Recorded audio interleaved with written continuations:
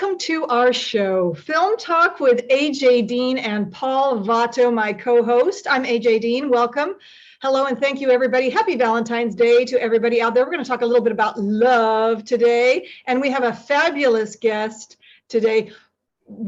Give me a warm welcome, Paul, to this wonderful guest of ours, Bobby Del Rio. He's an actor, producer, filmmaker. He is the Prince of Clubhouse, right, Paul? I would have to say 100% unequivocally, yes. He is the Prince of Clubhouse. What is this? And he's also the director of The Market, which we have here next to his beautiful photograph as well, because that is really, and I added, it's a Bobby Del Rio film. If you look at the bottom, it says that. I added that onto it because it really is your film. So welcome, Bobby. How are you? Let's get right into it, okay, Bobby? Is that okay with you, Paul? Yes, yeah, 100%. All right, here we go. What film projects, Bobby, are you most proud of in your career, in your film career and acting career so far? I mean, you know, I've done a lot of them. I will say it's not original, but The Market, you know, I wrote into a feature film. That's the only time I've done that in my career. I do have plans to do others. So once COVID is done, but for sure, like, I mean, you're not going to forget your first feature as a director. I mean, it took years. We made it for 12 grand. Everybody told me it would be terrible. And it actually turned out, I don't know, pretty decent. We got a distribution deal and I don't know, I've gotten a lot of jobs out of it. So it's been good. Yes. You had a distribution deal on, was it Amazon? Yeah, so the distributor put it on Amazon Prime in the US and the UK. We're on Vimeo on demand in Canada. So, you know, there's a strategy, but yeah, it's like an independent Canadian distributor, but they did international, and we got it at the beginning of the pandemic. And to be honest, I mean, I don't know how exactly you measure it, but we're definitely, if not the most, I don't know, marketed feature film in Canadian history. Like, we're certainly up there in the indie world. I mean, I've done probably over 100 interviews for it at this point, which is not common for indie films out of Canada. So absolutely. Congratulations on that, Bobby. And we want to encourage everyone to check out The Market and on Amazon and watch it. And over to you, Paul. Well, thank you so much, AJ. I mean, you should be absolutely, and you probably are, Bobby, very proud of the fact, because I don't think I need to tell you that. I mean, you worked on your own film there, that to get a project done, for one, is sometimes almost impossible. And I don't know, there's some kind of saying, even a bad film is hard to make. So imagine making a good film like you've made. And then to do it on such a small budget, I mean, that's unbelievable that you could get something, you know, for 12 grand. Like, if you would have given me $12 million, I would have made the same film and then just kept $12 million. It's good to know. That is good to know, because we'll definitely keep that in mind when we get you some money for your next project. Right. Yeah. And Bobby, this is the way of the future, isn't it? It's all changed, hasn't it?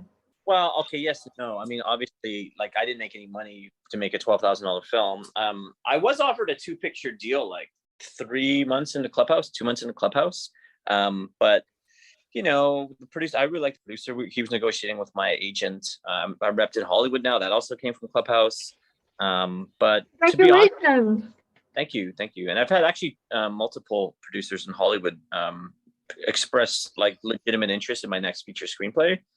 But I'm still, to be honest, like, I'm not really in a rush. I'm still in Canada. So the plan is to move to LA. Ideally this summer. We'll see, like, I'm from Canada. So immigration, I got a immigration lawyer and all those things. But so I'm kind of waiting until I'm boots on the ground. I do know a lot of people there, but I'm going to know a lot more when I live there. So I'm kind of just waiting it out to see what makes sense. Yeah, it sounds like it's going to be a great move for you, and a really great for your career and your life, because it will be different, you know, something different. You'll be living in the States, and that will be your home in Los Angeles. And Los Angeles is a wonderful place, isn't it, Paul? Los Angeles. I love it. Los Angeles, as Miss Versa Manos would say. Los Angeles. I love the way she says that. And it really is, of course.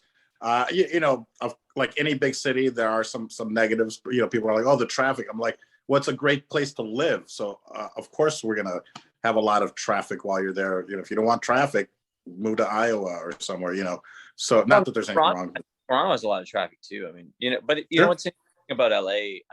And I was there for a few months ago, and I hung out with you in Las Vegas and all this stuff. But it's not like you're going to every single part of LA. Like all my meetings, all the people I was hanging out with, it was like West Hollywood, Beverly Hills, West Hollywood, Beverly Hills, a little bit in Silver Lake.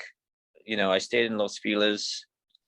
I don't know. I think I went to the Valley twice. I mean, it is big, but it's like it's a kind of a self-contained area that you're usually going to.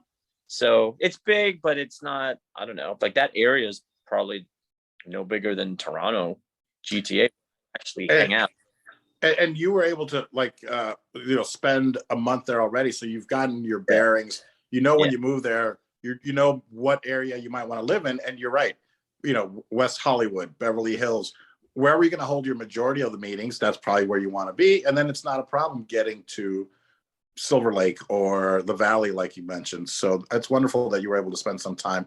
And same, you want to come out to Vegas for a visit. It's a 4-hour drive or a 1-hour flight, so you can be here in Vegas in 5 hours, which conversely, it's great for me to be here because I can also be in Hollywood in 5 hours if I need to be. So that's wonderful, Bob. Go ahead, Bobby. Well, I was going to say, it's like I'm actually also moving into the U.S. entrepreneurship space, so I'm sort of aligned with some U.S.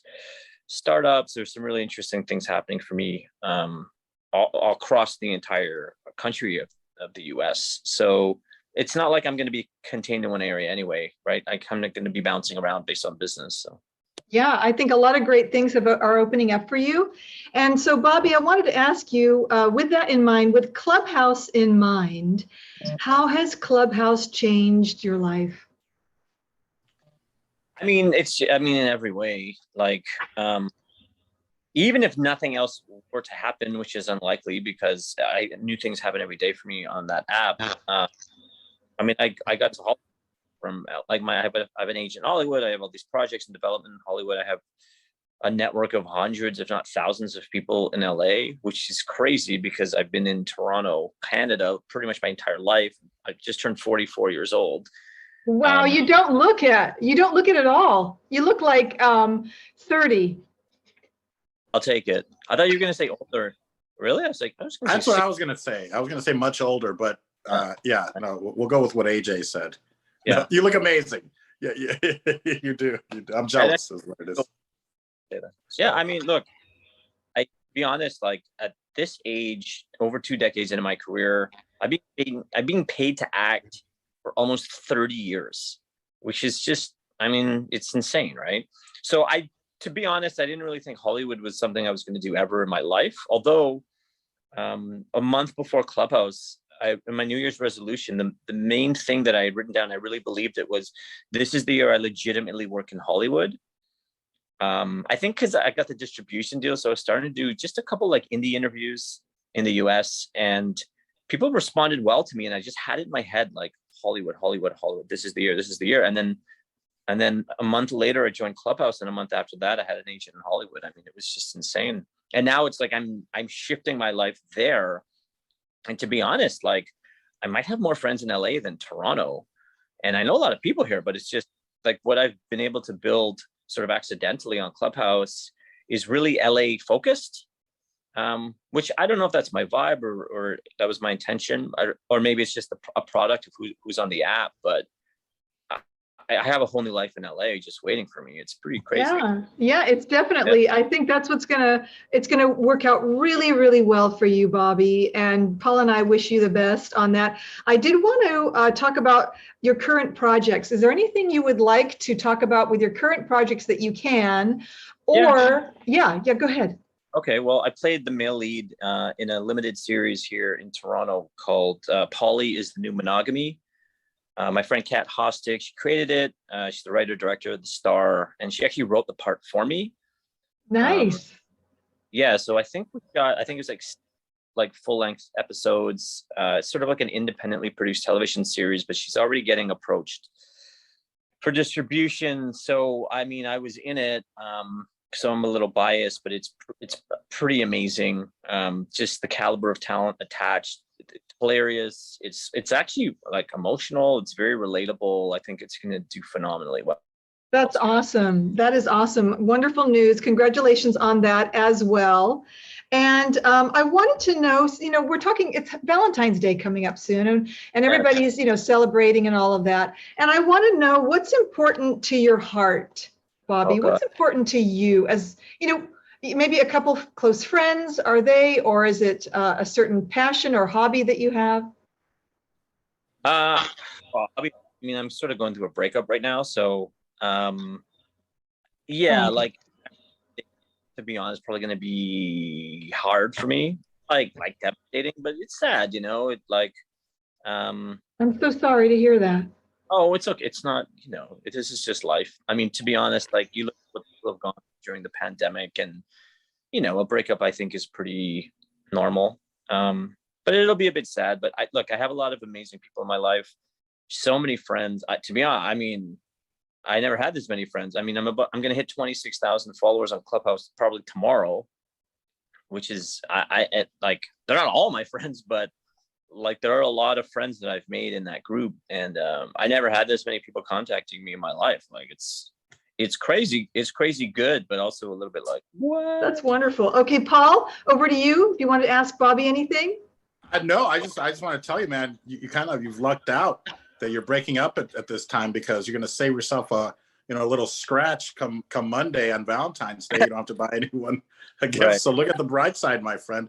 I'm also that would have been my wedding anniversary if we were still together. So yeah, it's always bittersweet because Valentine's Day, of course, is a day dedicated to love, and I'm like, oh, that would have been my wedding anniversary, but we're no longer together. So even my mom felt bad, and she sent me a couple $100. So I was like, okay, I like the way she deals with heartbreak and pain.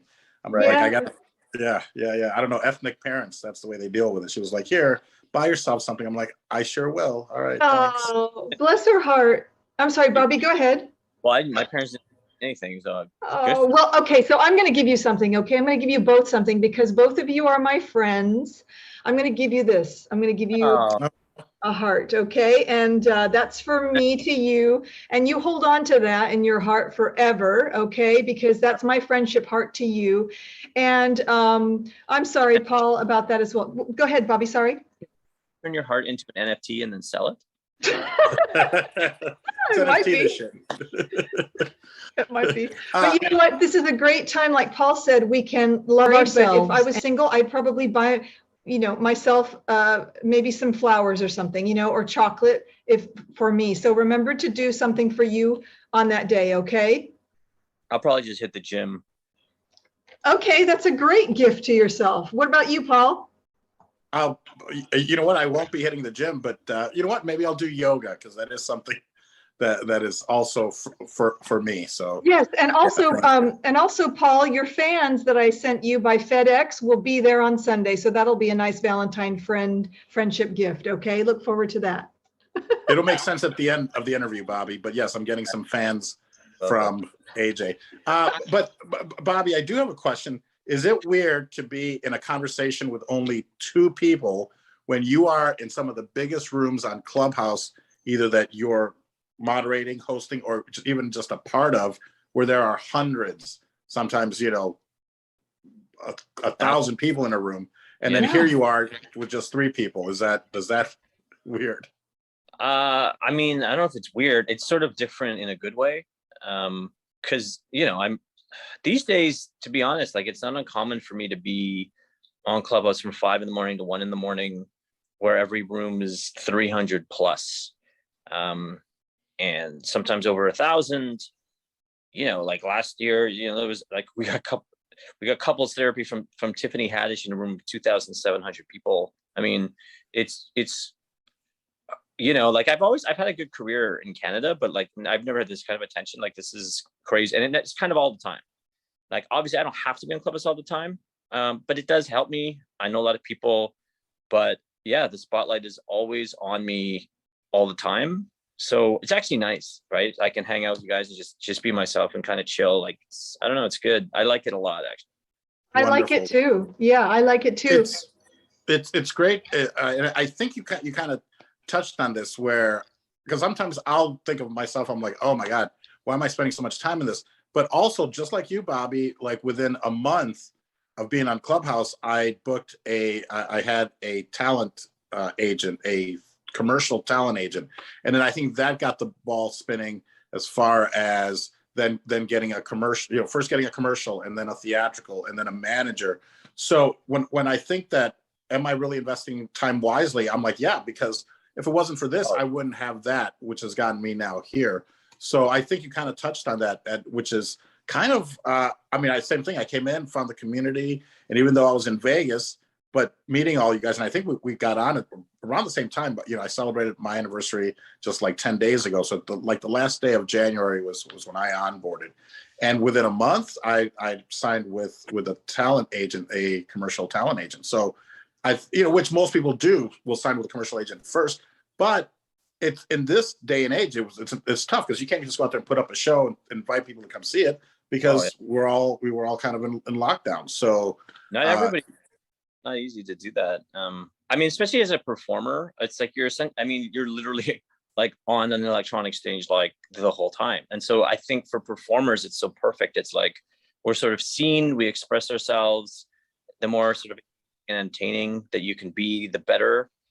I got interviewed 50 times last year off platform from Clubhouse, right? Wow. This might like my 6th or 7th interview this year for like. Wonderful. Has Clubhouse ever reached out to you? No. I'm just curious, in any way, because I think you would make a great icon, and I don't know what that process is, but yes. A lot of people have actually been saying that to me recently, which, that's a nice thing to say. No, they haven't reached out. I would do it, but I don't know. I'm just doing my thing, to be honest. Like, it's not, I don't really think about the ad. I just kind of I do my thing. I'm myself. I'm on stage a lot on purpose, but I'm always just being me, and whatever happens, happens. That's kind of how I approach it. Same here. And I'm just thankful and grateful to be amongst really great people and, my friends. So I appreciate that. And I appreciate all of you.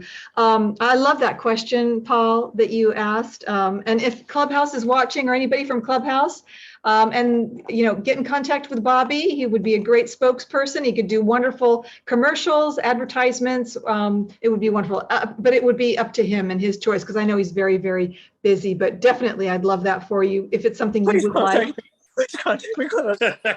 I'm also available. I am also available. So please, let's. I'm not available. Forget me. I have nothing. We're already practicing our Clubhouse. Yeah.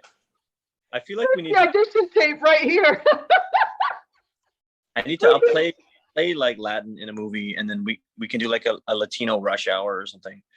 Yes, we can have a whole we want the diversity all in there, everybody represented. We want all cultures, right, Paul? Well, 100%. And Bobby knocks out 2 of them right awaway. So, well, 3 if you count Canadian as a culture. I don't know. But you got Chinese, you got Italian, and Canadian. Actually, question: would people? I feel like the answer is yes, but it's such a different age now? Because in Canada, on television and movies and stuff, like I've played Asian, I played Latin, I played Native, I played every culture you can imagine. But now I feel like if you play a role that's not your ethnicity, people get very, very angry. Which means that I could pass for Latino, but I feel like I can't. They wouldn't allow me to get cast that way, because real Latino people, what the hell? This guy's Chinese Italian. Why is he taking our jobs? Right. Well, and that's the thing. I don't think other Latinos would have a problem with it, but it's going to be the people that have nothing to do with it to go, why did you cast that guy who's he looks the part and he can play the part, but he's not. But then does that mean that I can only play Latino parts, or Native or Indigenous, So I don't know, but I think you're right. It's I don't know. I agree. I think those are great points for discussion, and I support you both in whatever decision you make and whatever your preference is. Nice. It really is, because I'm mixed Asian, right? So literally, I remember like I had a director who wanted me for his pretty big TV show here in Canada, and he contacted me personally. He wanted my agent to submit for a Japanese role, and I'm half Chinese, but I knew him. We had a relationship. He wanted me to come in. And then the casting director was like, no. And I was like, please. and like, wow. and he was like, he didn't want just like a random like half Asian guy. He wanted me because we were like friends.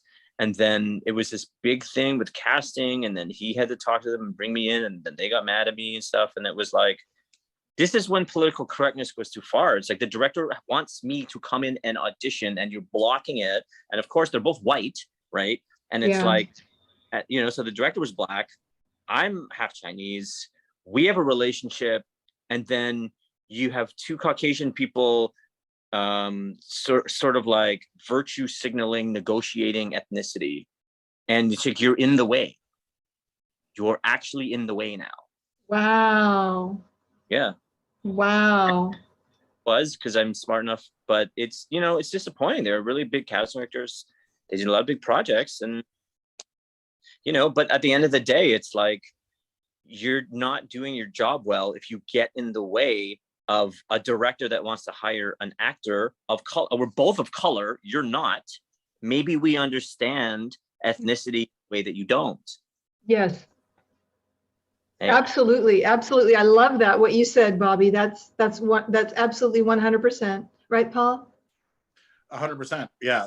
Yeah. It's like, that's why I said kind of, you know, I'm trying to skirt around it, but it's probably not going to be another person of color that has a problem with you doing it. It's going to be somebody that really almost has nothing to do with it. That's going to come in and go, you can't do that.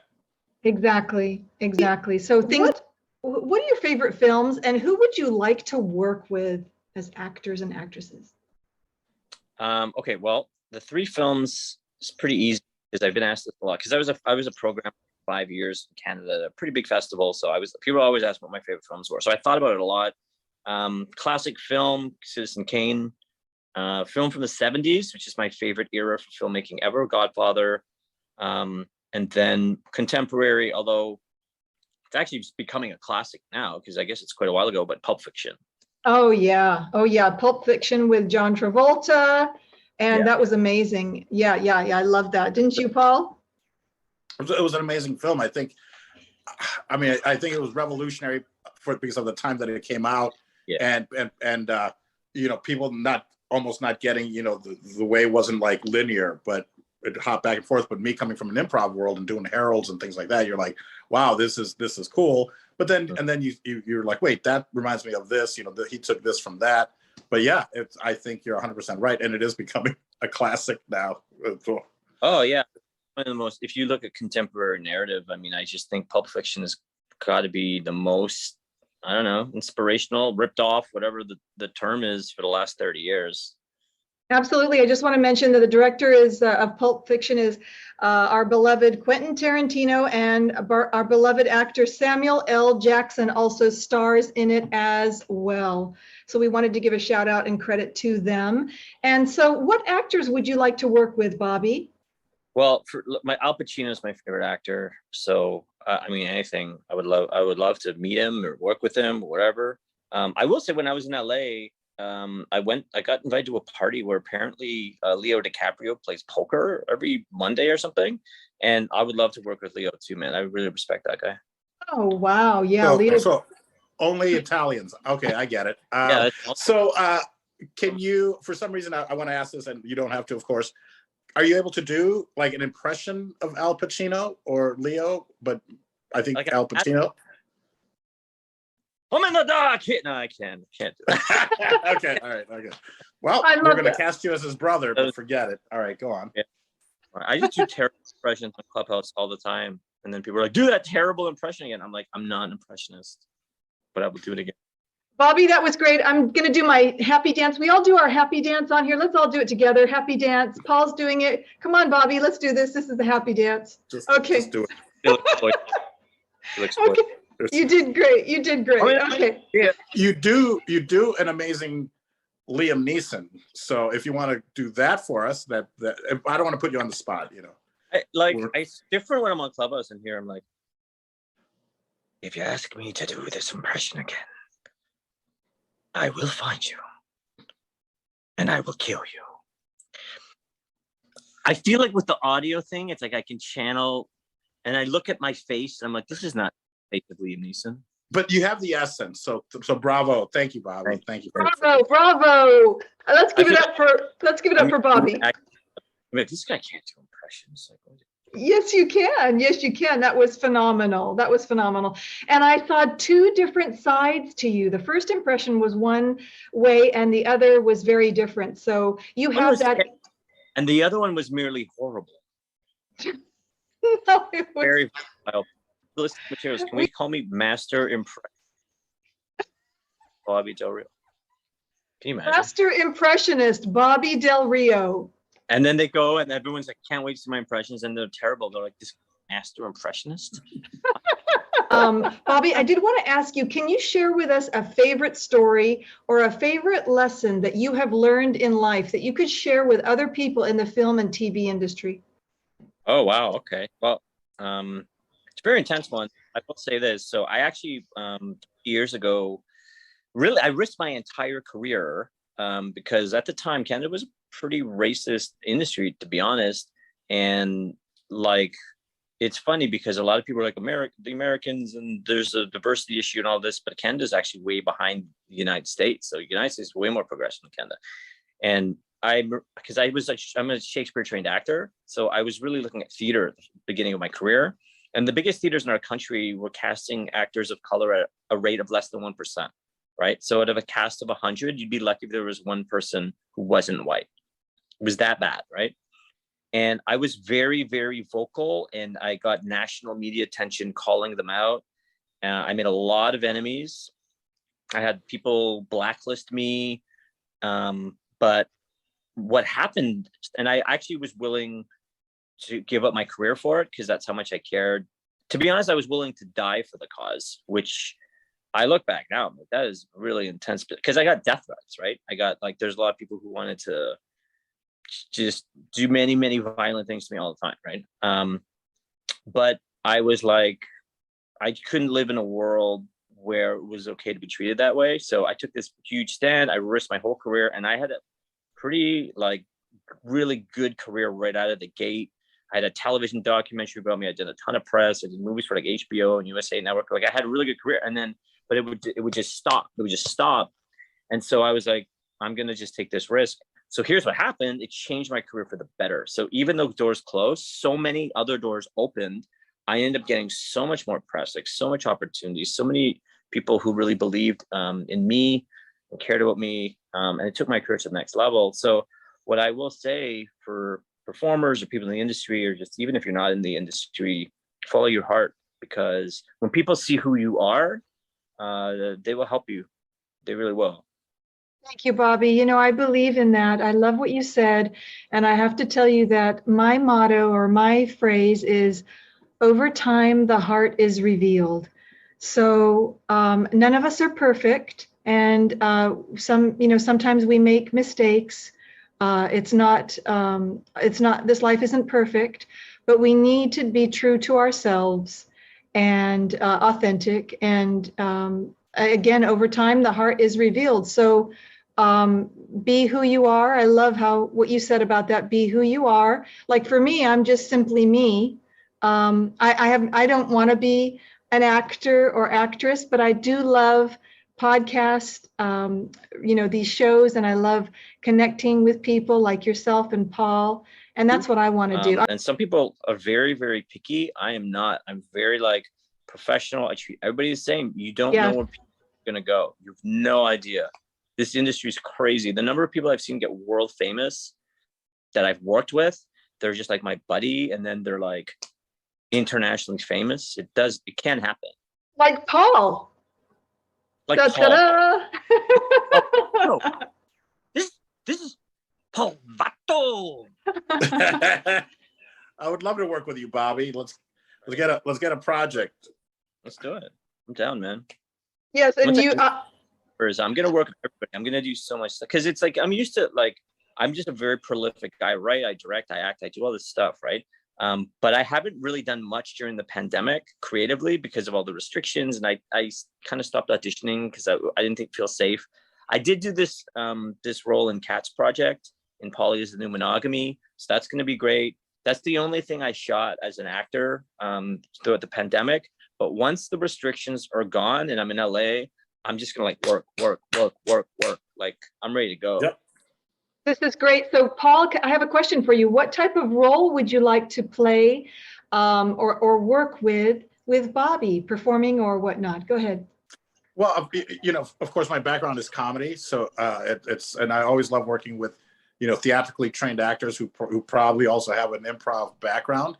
Yeah, but just talking, you know, I would like to see us cast almost in the same project where maybe I've claimed to be Polynesian or Hawaiian or somewhere, and then Bobby's claimed to be Latino, right. And then we find out each other's secret, and we kind of hold it over each other because he goes, I'm going to tell people, you know, that you're not Hawaiian, and then I'm like, oh, I'm going to tell him you're not Latino because maybe I speak to him in Spanish. Great premise, like, dude. Did you just come up with that on the spot?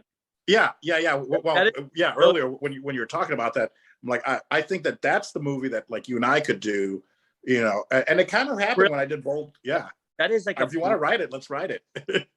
I would do. It's brilliant. It's brilliant. Artist idea I've heard of in a really long time.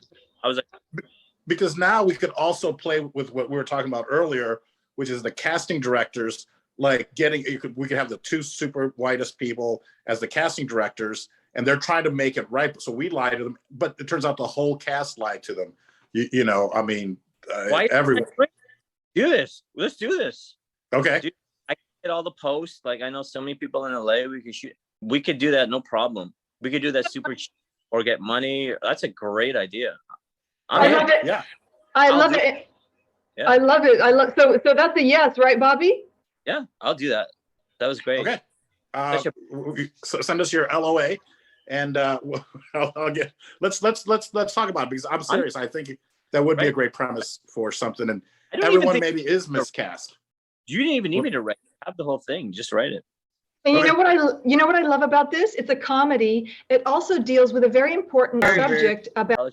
So I published called Professionally Ethnic, which I published it in the most academic journal in Canada. I did it as a play a few years ago. It was like this major hit with a ton of publicity in Toronto and actually all across North America. It had amazing reviews.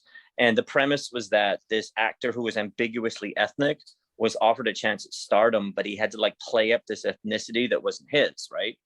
So it's interesting, the complexity of ethnicity. It's so nuanced, but when we get our information from people who are not ethnic, that's when we get all these stereotypes. That's when we get like a very like juvenile perspective. But when you actually talk to color, it's very nuanced, complex because it's our life. So Paul, dude, I thought that was fantastic. It was brilliant. Oh, well, thank you, Bobby. I've got many more, but this one, you inspired me with what we were talking about earlier. So thank you. We could do that for nothing, dude. You just need locations and, write it loose. So if we can improv or whatever, like we could cast all people from Clubhouse. I mean, yeah, we could probably raise the money. That would be great. That would be great. And I can do your promotion. You can, excuse me, you can send me the links or advertisements, and I'd be happy to share that all over the place as well to support both of you. I'm so sorry. Our show has come now to an end. I do want to say thank you, Bobby and Paul, for this wonderful show. Thank you. It is truly an honor and a pleasure to get to talk to one-on-one like this, or 2-on-1 and whatnot, because it's always great to hear you on Clubhouse, but we're such selfless people that we don't want to sit there and just monopolize a room, even though I think we're all very interesting people and could carry a room for hours, but we don't do that because there are other people on stage. So this is refreshing. It's wonderful. And I know we've met IRL, which is fantastic. And that was weird. I was hammered and we didn't really get a chance to, it wasn't like an intimate, you know what I mean? It was, this is way better. It's good. Thank you so much. I like this. I love this too. Go ahead, Paul. This time I'm hammered, so it works out perfectly. As long as It's balance. And Bobby, any final thoughts, last words, Bobby, to your fans and all the whole world out there?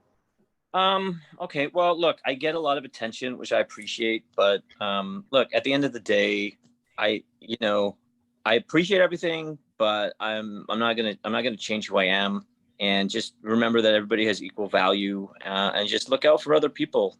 I think there's too many, to be honest, Clubhouse, I think it breeds narcissism, and I work really hard to stay grounded. And people say a lot of cool stuff about me, which is nice. It's not always nice what people say, but at the end of the day, we're all humans, and we got to treat people like humans. So thank you, Bobby, for that. Be nice and kind, right? That's be nice to each other and kind. That's it, man. That's all life's about. Well, thank you, Bobby, for your time tonight, and we value your friendship, and you're a colleague of ours, and we appreciate you so much. And so, Bobby and Paul, until we meet again. I mean, we both instantly start doing the same thing. You guys, you're hired. You guys are hired. Okay.